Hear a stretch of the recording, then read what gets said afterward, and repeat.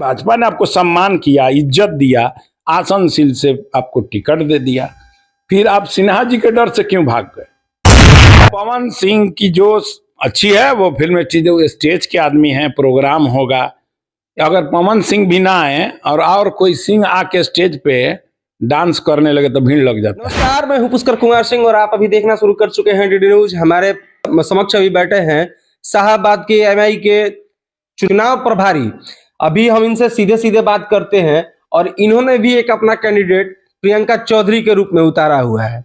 प्रियंका चौधरी अपने आप में एक विख्यात नाम है और लोकसभा चुनाव 2024 में कहां है सारा कुछ हम इनसे जानेंगे। सबसे पहले आपका स्वागत है। धन्यवाद। क्या लगता है प्रियंका चौधरी कहाँ है? वैसे आपको मैं बता दूं कि प्रियंका चौधरी वर्तमान में जिला पार्षद हैं नासरीगंज पश्चिमी की, और उनकी सास जो हैं वो मुखिया हैं, वो एक सामाजिक कार्यकर्ता हैं, एक अच्छी नेत्री हैं। और मैं आपको ये बात बता दूं अच्छी तरह कि जितने भी प्रत्याशी उतरेंगे उन सबसे ज्यादा काबिल और पढ़ी लिखी महिला है। पवन सिंह को आप कहाँ देखते हैं? पवन सिंह तो एक भोजपुरी की कहावत है कि बूट के दाल में ऊँट के ठेहुना, वही पवन जी का हाल है। पवन जी के ऊपर आप तंग कस रहे हैं? पवन जी के ऊपर तंग इसलिए कर रहे हैं कि आज से 8 साल पहले 9 साल पहले काराकाट के विधायक एक बने थे, वो भी भोजपुरी फिल्म से आए थे और 5 साल में काराकाट विधानसभा का तहस नहस करके चले गए। अब हर बार कोई ऐसी गलती नहीं होगा कि एक फिल्मी इंडस्ट्रीज में रहने वाला आदमी, अब वो भी अपने क्षेत्र को छोड़ के आया। पवन जी का गाना था, मैं पवन जी का सम्मान करता हूं कि अच्छे गायक हैं, अच्छे अभिनेता हैं, और उनका एक गाना था 11 जिला घर बा कौना बात के डर बा, का करैले हर रोहतास औरंगाबाद में, ये हमार सवाल बा। दूसरा बात कि पवन जी निराधार चुनाव लड़ रहे हैं, उनका कोई आधार नहीं है।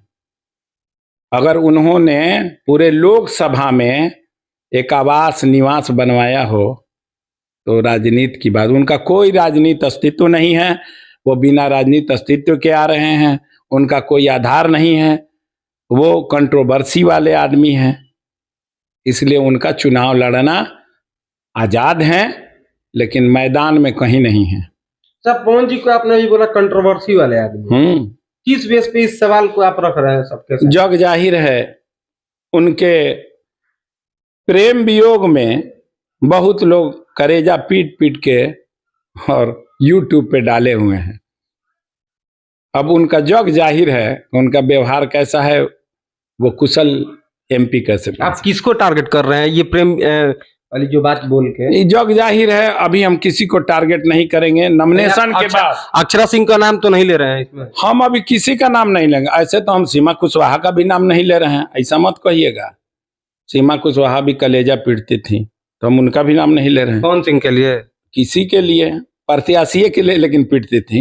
अच्छा, तो हम उनका भी नाम नहीं लेंगे। तो सीमा कुशवाहा ने भी एक सवाल उठाया है बीजेपी के ऊपर कि बीजेपी के लोग राजपूत और ब्राह्मणों की पार्टी हो चुकी है। बीजेपी यहाँ एक भी कुशवाहा को यहाँ टिकट दे दिया और फिर साजिश के तहत कुशवाहा जी को कमजोर करने के लिए पवन सिंह को निर्दलीय खड़ा कर दिया।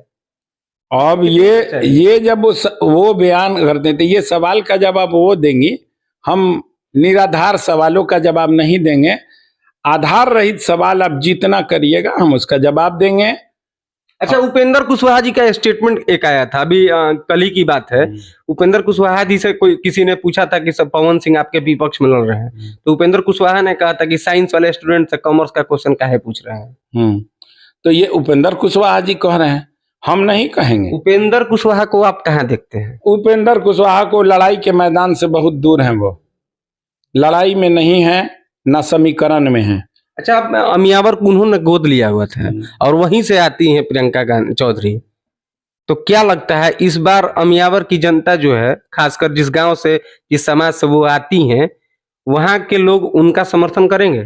पत्रकार महोदय, मैं आपसे एक सवाल करता हूं, इसको आप रिकॉर्ड करके रख लीजिएगा।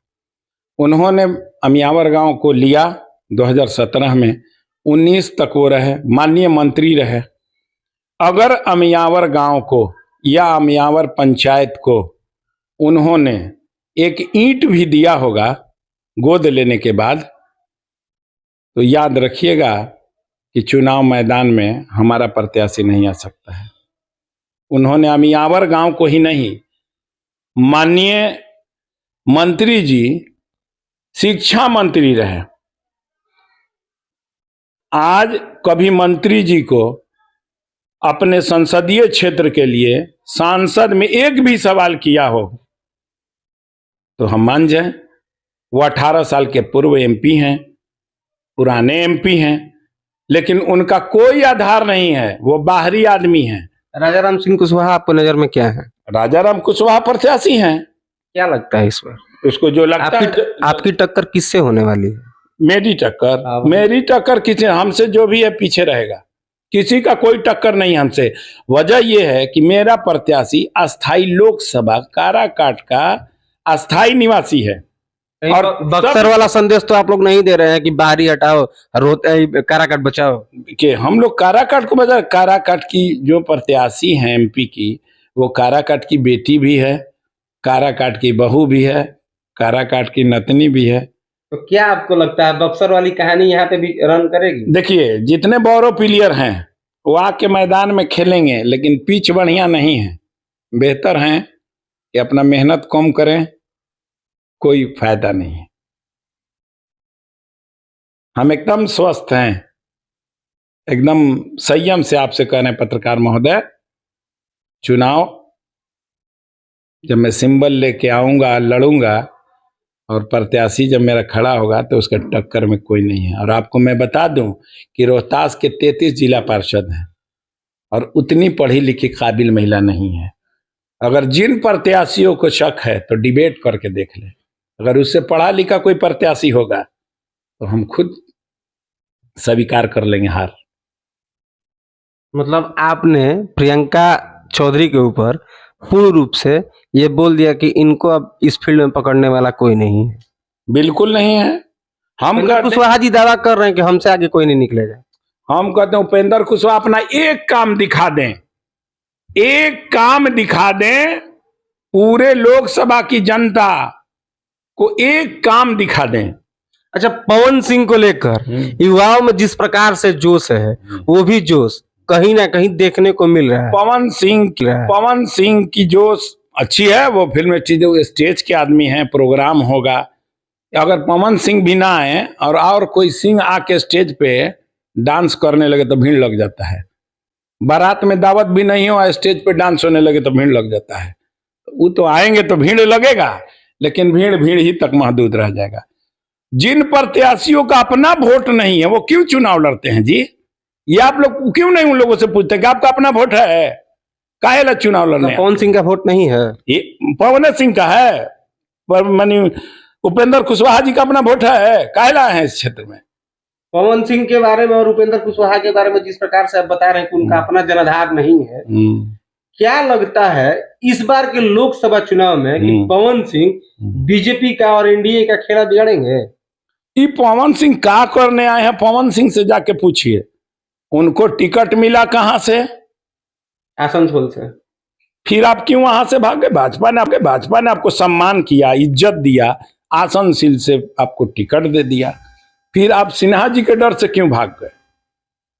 वो बोले कि सिन्हा जी के डर से नहीं, हम सिन्हा जी का सम्मान करते हैं। सिन्हा जी के डर से भाग गए। बॉम्बे दोनों को रहना है, आई लोग जीतने के बाद बॉम्बे चला जाता है, इसलिए। परवेज जी, एक आप बात कर रहे हैं, पिच बहुत खराब है, तो क्या पिच उछाल मारेगी? पिच उछाल मानेगी। नए प्रत्याशी को, एक जनप्रतिनिधि को और लोकल नेत्री को जरूर मान सम्मान और इज्जत मिलेगा और पिच पे बैटिंग होगा। लोगों को रनर की जरूरत पड़ेगी, ऐसा आप महसूस कर रहे हैं क्या? रनर मीन्स आप बताइए। रनर मीन्स होता है कि आपको दौड़ने वाला चाहिए, आप सिर्फ केवल बैटिंग करेंगे, दौड़ने के लिए दूसरा आदमी रखना पड़ेगा। कैसे? वो वर्तमान में जिला परिषद हैं, वो आपके दौर से बनी हैं ये अपने दौर से जिला परिषद बनी है। और याद रखिएगा, रोहतास में सबसे ज्यादा मतों से विजयी होने वाले प्रत्याशी है। रोहतास में सबसे ज्यादा मतों से विजयी आपका जो अब लोकसभा चुनाव अभी 7वें चरण में है, आप किस प्रकार की तैयारी कर रहे हैं काराकाट लोकसभा चुनाव को जीतने के लिए? हमारे जीतने के लिए तैयारी ये है कि हम अपने काम को दिखा रहे हैं। हमारा जिला परिषद जो बना है, आप पता कर लीजिए कितने हमने फंड का उपयोग किया है। सबको अगर फंड मिला होगा 5 रुपया तो हमको 10 रुपया। हम अपने दिमाग से, हम मुखिया भी हैं अपने क्षेत्र का, जग जाहिर है। आप पता कीजिए क्षेत्र में हमारे घूम के, जिला परिषद में घूम के, अगर हमारे जिला परिषद क्षेत्र में कोई शिकायत होगा तो बताइएगा। धन्यवाद। अभी आप सुन रहे थे परवेज आलम जी को, और लोकसभा चुनाव काराकाट को लेकर इनका क्या कुछ है, सब कुछ इन्होंने बताया है। और ये भी बताया है कि पिच इस बार काफी मुश्किल भरी है और इसमें डक करना भी आसान नहीं होगा। बने रहिए डीडी न्यूज के साथ, देखते रहिए अगली अपडेट। जय हिंद।